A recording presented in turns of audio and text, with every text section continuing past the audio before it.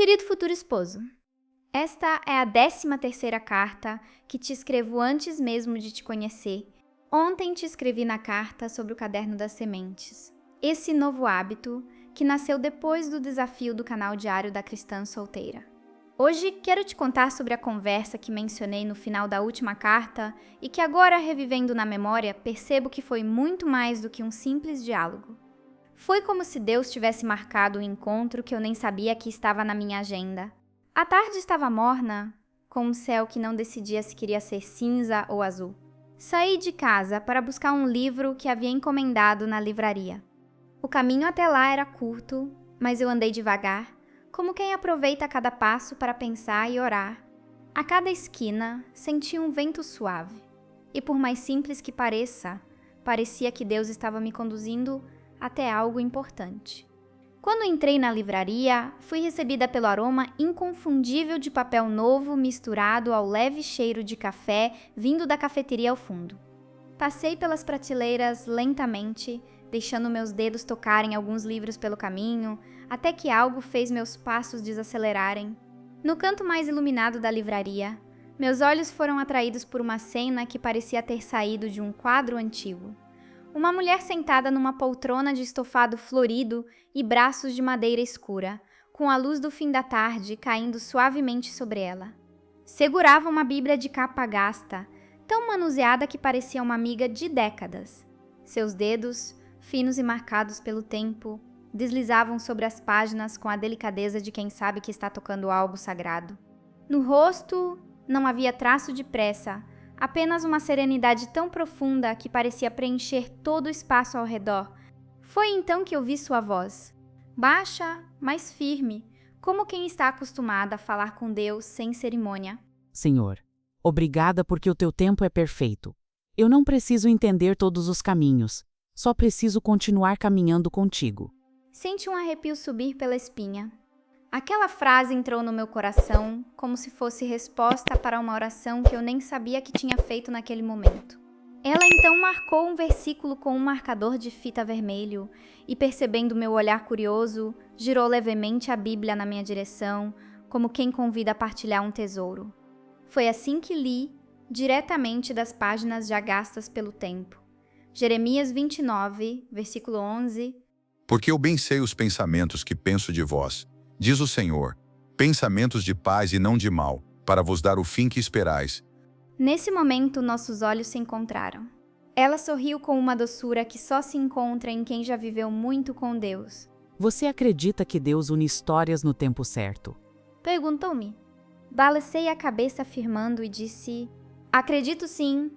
Ela então fechou a Bíblia sobre o colo e, olhando diretamente para mim, completou. Então continue. Não apresse o relógio. Quem é seu, vai chegar exatamente no momento que deve chegar. E você vai entender que até a espera foi parte do presente.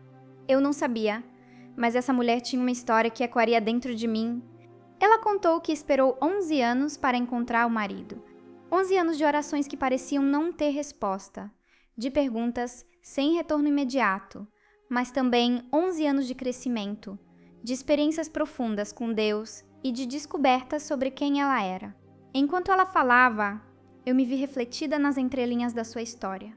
O brilho nos olhos dela não vinha apenas do fato de ter se casado, mas da consciência de que o tempo de espera a havia transformado.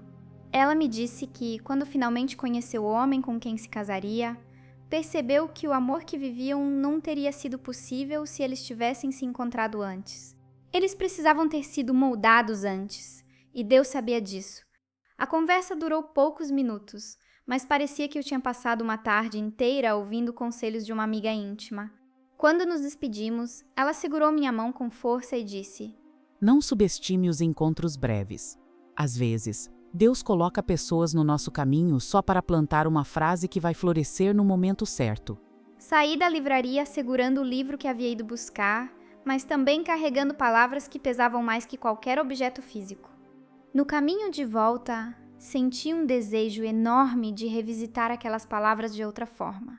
Assim que cheguei em casa, preparei um café e assisti novamente a um vídeo do canal diário da cristã solteira. Para minha surpresa, o tema era exatamente sobre como Deus usa encontros inesperados para nos ensinar lições profundas. Era como se o vídeo tivesse sido feito para confirmar tudo o que eu tinha acabado de viver.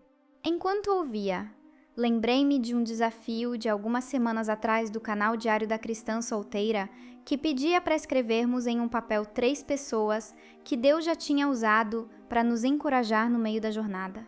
Naquele momento, peguei meu caderno das sementes e, sem pensar muito, anotei o nome dela como o 4º nome da lista, porque eu sabia que aquela conversa se tornaria uma âncora de fé para mim. Ao final, senti-me envolvida pela certeza de que o Senhor estava repetindo sua mensagem para mim naquele dia. Primeiro através daquela mulher, depois pela tela do celular, e ainda através da lembrança viva de um desafio que havia me feito reconhecer quantos anjos disfarçados Deus já colocou no meu caminho. O versículo do dia, claro, foi Jeremias 29, versículo 11.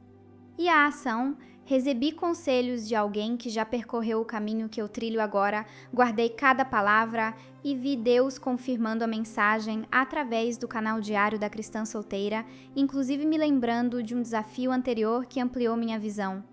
Querido, eu sinto que quando nos encontrarmos, teremos muitas histórias como essa para compartilhar, histórias de como Deus, no silêncio e nos detalhes, foi nos guiando um para o outro. Amanhã quero te contar sobre algo que farei pela primeira vez.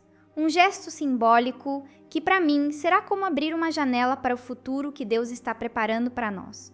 Já sinto que vai ser um dia especial. Com amor e confiança renovada, a mulher que aprendeu que cada conversa pode ser um ponto no mapa de Deus,